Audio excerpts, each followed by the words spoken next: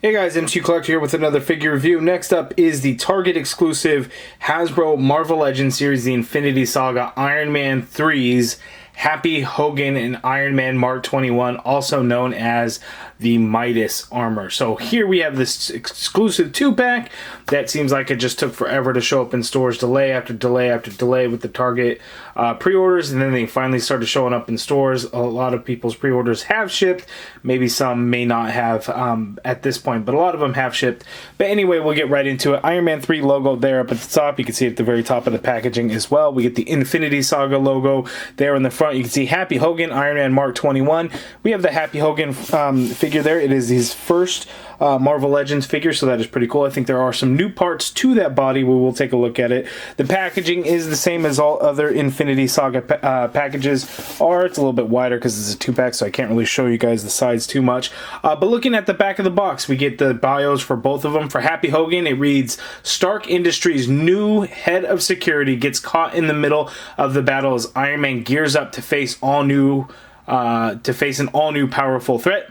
Iron Man Mark 21. Mark 21, codenamed MIDAS, is a fully loaded high-altitude suit built by Stark that's outfitted with enriched gold titanium alloy. So that is the reason for the gold color. Probably not one of the suits that people would have wanted necessarily.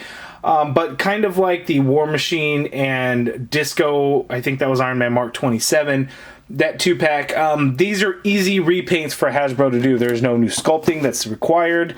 Even if they are not 100% accurate to the film, I would have to go back and look it up and see how it is. It is essentially the same exact figure as the Iron Man Mark... Oh, no, that's not correct. It's essentially the same exact figure as the Iron Man Mark 7 that came out in the... Which one was this? Was this the Marvel Studios the first 10 years? Or was this 80th anniversary? I think it was the first 10 years, right?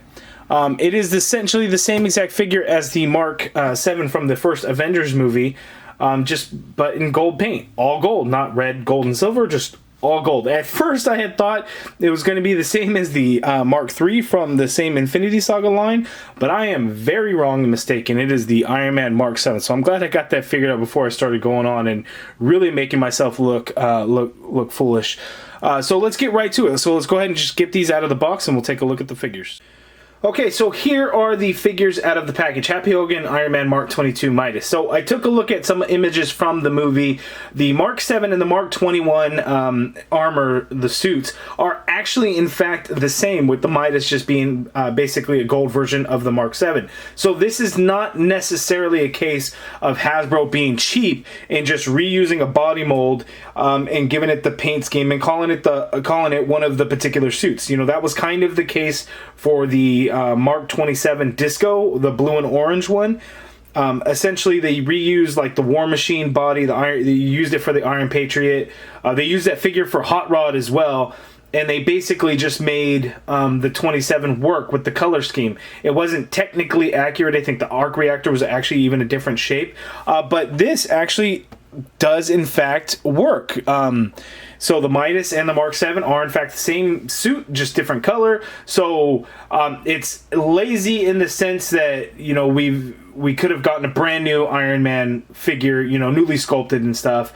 But we tend to not see those things. There's been a lot of new sculpts in the Infinity Saga already. You know, I wouldn't necessarily anticipate a lot of those happening. Usually in a 2-pack, one may be new sculpt, whereas the other may not. The Happy Hogan figure is actually all new. It doesn't look like any reused parts or anything like that. So that would be the new figure, whereas the MIDAS figure would not. Then that could be debatable on whether or not Happy should have been a new body, or the MIDAS could be a different suit. Or something. You know, that's open to kind of however you guys feel about it. I'm very happy to have a Happy Hogan figure. The MIDAS figure I could have gone without, but ultimately I'll take it. I'll accept it. I like it because how awesome would it be to get all of the different suits from Iron Man 3? It would be insane to have them all, and I don't think we ever will. but this does get us technically one step closer, so it's cool in that sense. And surprisingly, there is a lot of paint on, I don't know about a lot, but there is actually some paint apps on this Midas figure. It's not just in a butterscotch, not really gold plastic. There is some paint in there, which we will go over into the details. But Happy Hogan is the highlight of the 2-pack, so we're going to first take some time to look at Happy, then we will look at the Iron Man Midas figure. Okay, so here's an up-close look at the Happy Hogan figure. One thing that, and you could say if you feel this is right or not, he doesn't really have a visible neck. Jon Favreau is not a real small guy. I wouldn't even call him a real big guy. At the time of Iron Man 3, he was probably a little bit smaller than he is now, but he doesn't have a visible neck. I guess that could kind of work either way. But this, I think, is a pretty good look for him from Iron Man 3. I think this figure could easily pass for an Iron Man 1 Happy Hogan, an Iron Man 2 Happy Hogan. Maybe even a Homecoming Happy Hogan. Wouldn't work for Far From Home because he doesn't have the blip beard goatee now. So it is there. He has a cell phone accessory, and it has a red and green button, you know, to accept or to decline the call. And then it has some white lettering on there, which I don't even think I can kind of get in focus. I don't think it actually says anything, or if it does, I can't really make it out as close as I try to look at it. But this is a tiny piece of black plastic that a lot of you guys might lose, so please be very careful. I've already dropped it once and spent a couple of minutes trying to track it back down, so be careful with that. But this is really the only accessory that Happy Hogan is going to come with. For him, it's just all about it being a brand new figure, a new suited body figure that we have, and then the pretty awesome head sculpt that really does look like Jon Favreau. I did see a picture online somewhere where somebody popped this Jon Favreau head onto a heavy Mandalorian figure because he did voice the character in the Mandalorian series season 1, and I forget the name of the heavy Mandalorian. It was something I can't remember the actual heavy Mandalorian's name. I don't think it was ever said on screen or anything like that. It's just Disney had released the information on what the character's name actually was. And it's similar to the character he voiced in Clone Wars, but it's not, or they haven't revealed or stated if there is some kind of relation. But that head, I guess, does kind of pop on there, even though, you know, he never had... we never saw him without the helmet because, you know, this is the way. You got to keep that helmet on. But it's something that you could do. But looking at the Jon Favreau head sculpt, I really like it. I think the likeness is there. It's not Hasbro's best. It's definitely an upper half of what Hasbro has done. They've had some really good ones. They've had some really bad ones. I would say this is kind of somewhere in the upper middle, I would say. But it looks pretty good. The suited body, you know, as far as I could tell, these are new arms. I don't think that they're reused from anything. I'd have to double check, but they have pins in them. The legs are pinless because those are new.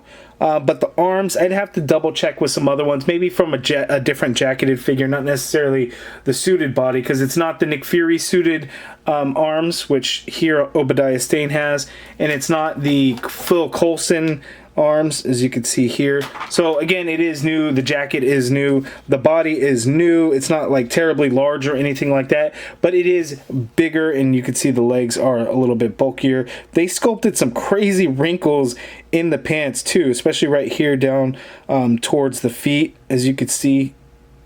Crazy creases and everything, so that is actually pretty cool. I like that little bit of added detail. You know, that's one thing that kind of drives me crazy with like SH Figuarts, is they make the suits and the figures completely like flat, like there's no wrinkles to them at all. They don't put in any texture, and it just drives me crazy, you know, on figures that should have it. Now, I'm not just saying, because, you know, there's going to be some figures where it would make sense, but they feel like they just do that on like a lot of them. So we get nice sculpted wrinkles in there, so that is pretty cool. But let's zoom out. We'll actually take a look at Happy's articulation right now. Okay, so Happy can look down somewhat, not a whole lot. He can look up that much. The head is actually on a dumbbell joint, so there is no hinge. That's another way to tell that it is a new torso piece when we get the necks like that, because Hasbro is more and more doing stuff like that than with the disc hinge. One odd thing is that shoulder's only going to go out that much. Now, he's in a suit. Could he really get his shoulder super high up? Probably not, but it is, you know, always a nice touch when they would add in a little bit of extra movement in there. You get a full rotation, of course. You have an upper bicep swivel, double jointed elbow like so, wrist swivel, and the hinge. I think this hand might be new, by the way, because it's, you know, his finger and his thumb are close enough to kind of pinch that cell phone that he comes with. He can crunch forward that much, crunch back a little bit, but the jacket, you know, of course, is getting in the way. You have a waist swivel in there. Legs go out that far apart, which is pretty good. He can't kick forward that much there. There is an upper thigh cut. You get a crazy ass double jointed knee, which is pretty ugly because look how flat that is. It's just got a massive knee bend there. But, you know, I guess it is what it is. I think it's ugly though. Foot hinges down. You get a little bit of hinge up, not a whole lot. Ankle pivot, pegals at the bottom of the feet. Now, unlike the other suited bodies where I always have a hard time getting them to stand, this guy, I really don't have that issue. So the whole ankle feet situation works out quite nicely with this guy to where I am confident that anytime I'm just going to kind of slam him down, he's going to stay on his feet and he's not going to fall over. Phil Coulson, it would be kind of one of those forget about it. He's always going to fall. Even the Obadiah Stane, he's going to fall. But Happy Hogan, he's going to stand. So, huge improvement. Okay, and next up is the Iron Man Mark 21 MIDAS. I wish it were more of a gold color. And there's some really nice gold color on this figure. But then there's just like the butterscotch plastic look that just looks kind of dull and a little cheap. So it kind of sucks in that regard. So looking at the hip piece, we'll kind of start off there because that's kind of... Well, even still, I guess there's a little bit of shine to it there. But looking at some portions, like right here, you can see there's some paint added there. Like if you look at the arms, you can see a little portions with different color on there. Like the shoulder pads right down here on the ends, you get a nice bright gold color, whereas the plastic color of it is a little bit dull. But the gold paint would be nice, and I kind of wish the whole figure would have been that color because I think it would make a big difference. Looking at the shoulders, we actually get a little bit of gunmetal silver painted in there, and around that up going over is that nice gold paint that's like there on the shoulder. So again, I wish we would have gotten that kind of throughout the figure. It's in some areas, just not a lot. Here around the arc reactor in this chest piece, we get a lot of that gold paint. We get it here on the legs as well. So looking at the side, we get that nice gold paint, whereas the front, we get that kind of like metallic plastic color. That kind of gives it some shine, not a lot, but a little bit. So it's kind of weird. The hinges on the knees and the elbows, we get a nice kind of a silver color that is accurate to the design of the suit from the movie. So that's not something that just Hasbro did and not painting it. That is how it looks actually in the suit. I'll probably post a picture to Instagram later showing the comparison between the 7 and the 21 of this actual suits from the movie, and then I'll do it like with the figures. But yeah, so some paint kind of going throughout, just not enough in my opinion. We should have gotten a lot more because the paint that is there is really nice, and then the areas where there is no paint, it does just look really dull and flat and like sand, muddy color and butterscotch, and not at all like gold like the suit kind of really should be. So like the Mark 7 figure, we get to kind of get these flared out pieces on his back. There isn't really any paint detail except this one spot back here, but for whatever reason on mine, it looks like in the paint process some dust or something kind of got in there, and it kind of looks like shit a little bit. So that's kind of unfortunate. And then the helmet on mine, you can see the faceplate is actually kind of didn't glue down real nice. I mean, depending on the angle and stuff, I don't think you'll be able to see it, but I can see some light kind of shine through on some areas there, so I wish it was applied on there a little bit better.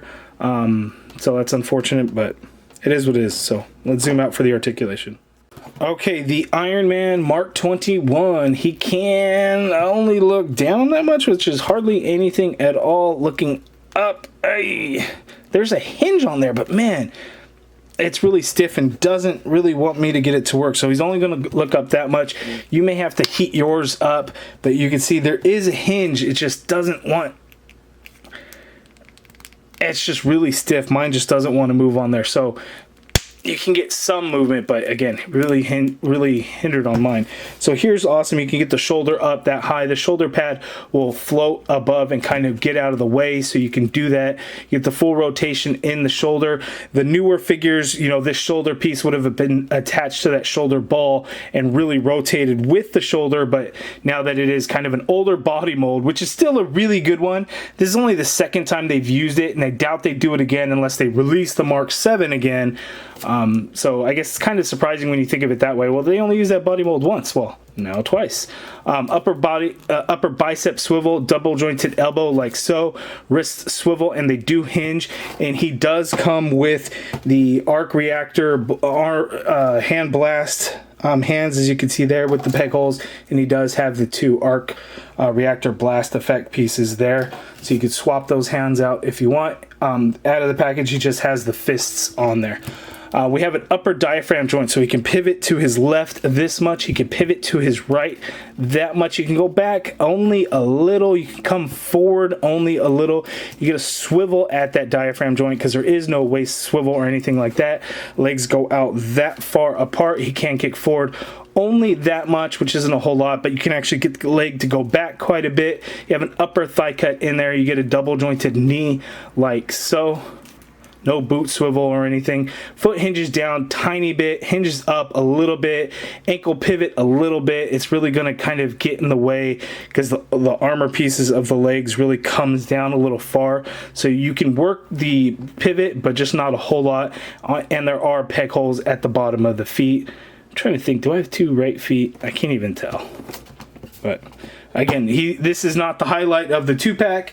It is Happy Hogan, which is nice to get a new character from the MCU into action figure form. Midas is kind of like a bonus, I would say, but Okay, and here are the Iron Man 3 figures that we've gotten. We've also gotten the Trevor Slattery Mandarin. We've got the Pepper Potts from Iron Man 3. And then I think that's it. And then we have here, so we have the Mark 42, which was the kind of the gold and red, and then the Mark 43 was the opposite, red and gold, for Avengers Age of Ultron. We have the War Machine Iron Patriot painted or paint scheme, the new Iron Man Mark 21 Midas. We have the Iron Man Mark 22 Hot Rod, which I actually really like. I love the flame paint that they did on that, and the metallic red is done really nice on that figure. And then here we have the Mark 27, which is the Disco Armor, which came in the 2-pack with the Captain America Civil War War Machine Mark 3. So this is kind of it. All we have for the suits from Iron Man Mark 3, which is kind of crazy. And I feel like I'm forgetting something, but I took these figures out of my display where I had my Iron Man 3 figures, and that was it. I thought there were so many more, but I guess I'm just super wrong in that.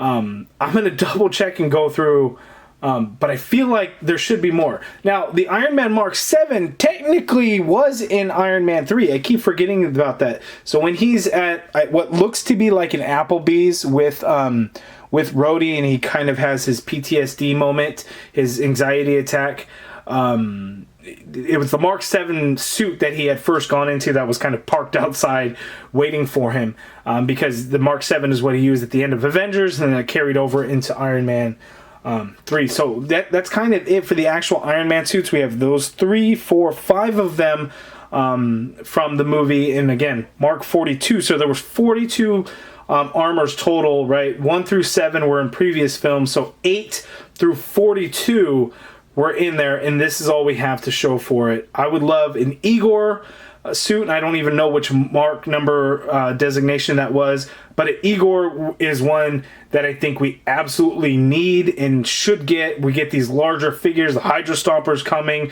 We got the Ironmonger figure, for crying out loud. Let's get an Igor figure, because that would be amazing. I know Comic Cave Studios did one, and I remember at one time it got stupid cheap, and my dumbass just passed on. I think, oh, I'm just going to stick with Marvel Legends. I don't want to get these import figures and these expensive ones. And I kick myself in the ass every single day anytime I remember that I passed on that figure, and I really shouldn't have. Stupid me. Yeah, it was way overdue to get a new suited body, because oh, hot damn. Look at the size difference between Happy Hogan and Tony Stark. That old suited body was just so ridiculously undersized. And scale has never been Hasbro's strongest suit when it comes to Marvel Legends. But it is nice to see when, figures compared to other figures kind of make sense. They may not perfect, but they work a little bit. This is an example of where I think it just really doesn't work. Happy was just not this much bigger than Tony. Yes, Robert Downey Jr. is considered to be on the short side compared to other MCU actors, but this is ridiculous.